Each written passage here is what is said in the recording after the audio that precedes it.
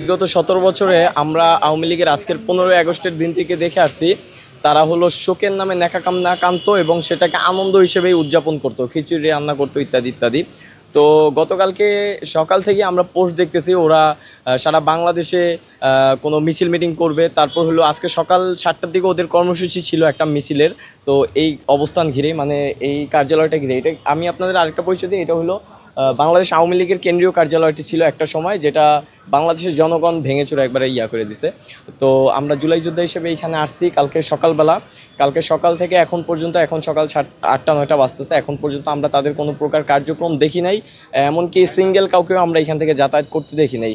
তো তাদের উদ্দেশ্যে আমাদের একটা কথা থাকবে, আপনারা যেহেতু ফেসবুকে এত অ্যাক্টিভ আছেন, আপনারা মাঠে আসেন। আমরা আপনাদের জাস্ট কিছুই বলবো না, যেহেতু আপনাদের নেত্রী বিদেশে পলায় গেছে, আপনাদের নেত্রী ইন্ডিয়া আছে।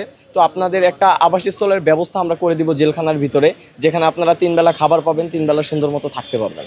এই যে 1 বছরও হয় নাই একটা অভ্যুত্থান হলো, তারপরে এই 1 বছরের মধ্যে তারা আবার ফিরে আসার যে চেষ্টা যে পায় তারা করছে, আমরা দেখছি অনেকেই হতাশা কিংবা এক ধরনের বিভক্তিও দেখছি আপনাদের মধ্যে।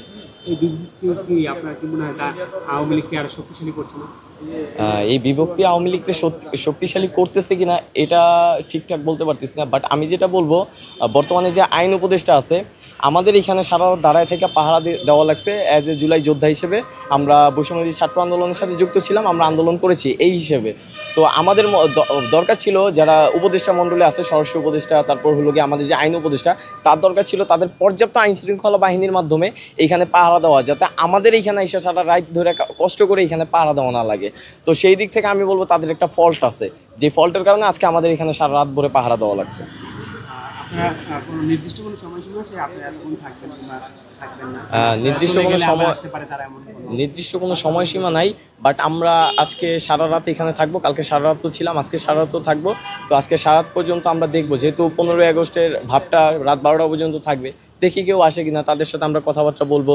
বললামই তো, তাদের জন্য একটা আবাসস্থলের ব্যবস্থা করবো আমরা। আজকে সকাল না, আমরা কালকে সকাল থেকে এখানে আছি। হ্যাঁ, এখন পর্যন্ত কোনো কিছু দেখি না আমরা। আর আইনশৃঙ্খলা বাহিনীও আছে, কিছু সংখ্যক আইনশৃঙ্খলা বাহিনী আছে এখানে। আপনারা কোনো শঙ্কা কিংবা কোনো ভয় দেখছেন কিনা, কিংবা এমন কোনো থ্রেট পেয়েছেন কিনা যারা তারা আসতে পারে, হামলা করতে পারে? না, থ্রেট বলতে কিছু পাইনি। এমনিতে ওদের কর্মসূচির কথা শুনছিলাম আর কি, যে কালকে রাত্রে একটা কর্মসূচি ছিল, আজকে সকাল 7টা একটা কর্মসূচি ছিল, কিন্তু তারা তো একটা পালন করতে পারে না।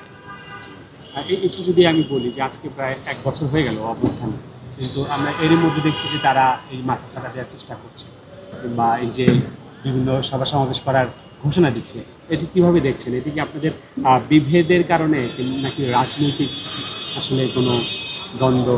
আসলে ওরা তো অনেক পুরনো একটা দল, ওরা চাইবে ওদের দলটাকে আবার ফিরিয়ে আনতে। ওরা সর্বোচ্চ চেষ্টা করবে, কারণ ওদের অস্তিত্ব নেই এখন। ওরা সর্বোচ্চ চেষ্টা করবে ওদের অস্তিত্বটা ঠিক রাখার জন্য। ওরা এখন চেষ্টা করে যাবে, এটা স্বাভাবিক। তো আমরা আমাদের দিক থেকে মানে যথেষ্ট অ্যালার্ট।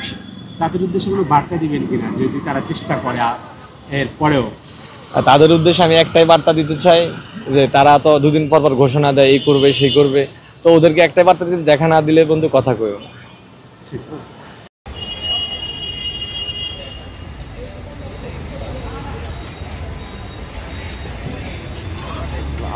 কার্যালয় না?